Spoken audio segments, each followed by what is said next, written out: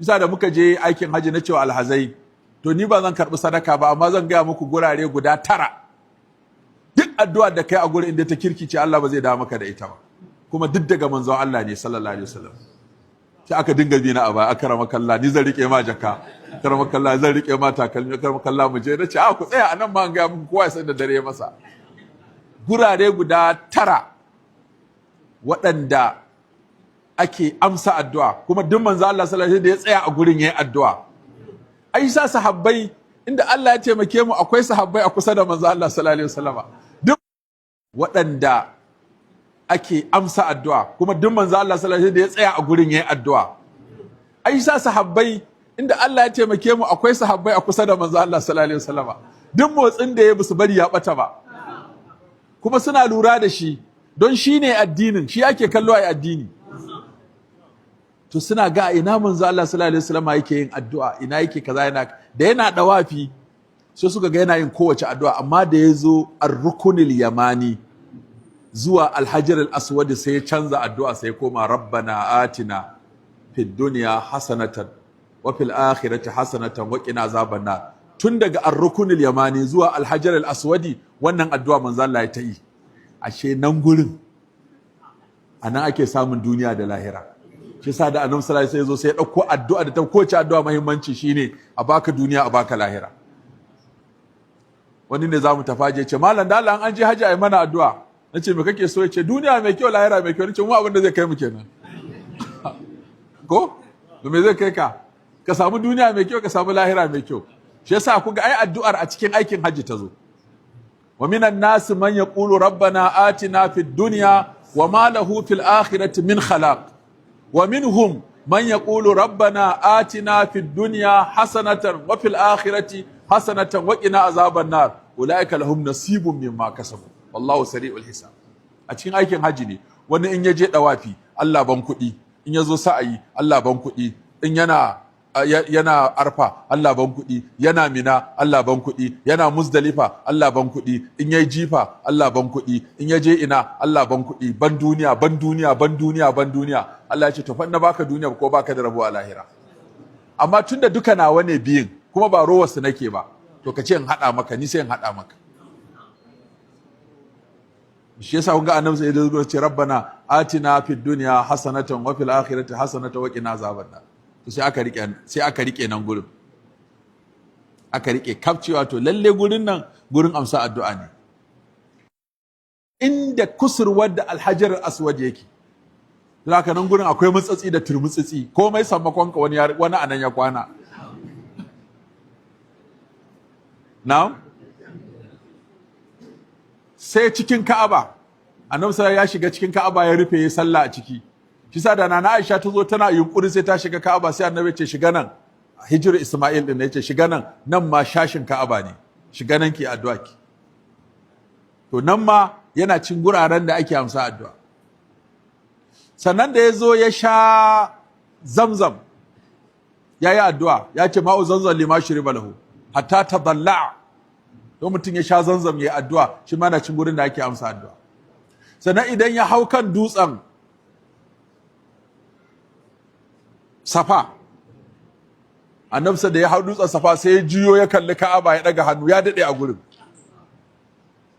Yana la ilaha illa Allahu akbar, Allahu akbar, Allahu akbar, la ilaha illa Allah wahdahu la sharika la, lahul mulku wa lahul hamdu wa huwa ala kulli shay'in qadir, la ilaha illa Allah wahdahu anjaza wa'adahu wa nasara abdahu wa galaba al-ahzaba wahdahu.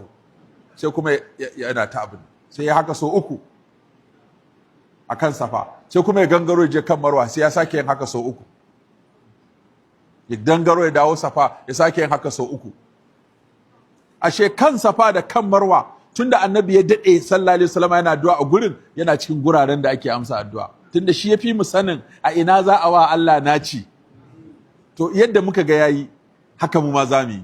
In muka ga yayi addu'a a guri, to wannan gurin mu dauke shi da muhimmanci. To haka nan da aka zo Arfa, Annabi sallallahu alaihi wasallama ya ɗiga hannu ya ta addu'a. Kusan tun daga azahar, in yi haka da hannunsa sai la'asar. Malam ko minti 10 kai da haka da hannunka sai ka ji ya kage. Ma ni na ga wani mutum ya bani mamaki.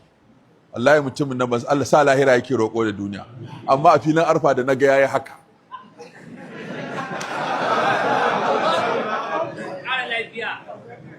Hannunmu ya kage mu huta, mu sake ɗagawa ya ɗage mu huta, amma wallahi mutumin nan tun da ya haka.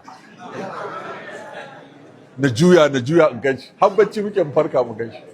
Kawai ya haka ce, kai wannan tab. Tun da ya ɗaga hannunsa yawa Allah haka, kawai ya kame a haka. Me yake cewa tsakaninsa kawai da Allah, me yake so? Har rana ta faɗi malam. Tunda ka san dama ana haɗa azahar ne da la'asar, da haka lokacin la'asar in ya zo ma lokacin addu'a ne, kuma dama an jawo la'asar ta dawo azahar ne domin lokacin addu'an ya faɗi.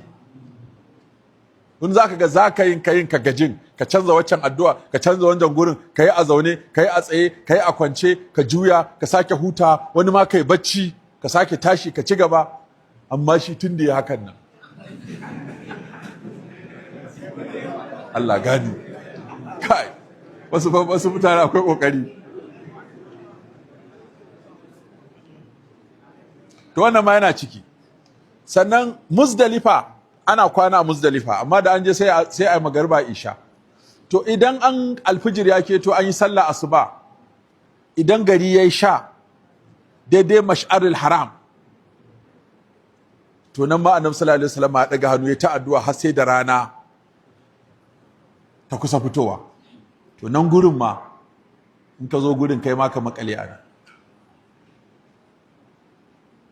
Haka da aka zo ranar jifa, da yake jifan ranar kwaya ɗaya ake yi kuma babban ne ko ba a tsaya addu'a. To duk jifan nan guda biyu idan annabi sai ya tsaya ya addu'a, ana kaddara ta da ta kai awa ɗaya. Ya tsaya ya fi awa ɗaya gurin. Ya sake yin jifa na biyu, ya tsaya ya fi awa ɗaya, sannan da ya jifa na uku sai ya wuce. Amma yanzu ba sa bar mu daɗe saboda ka a haɗa gosulo da cinkoso.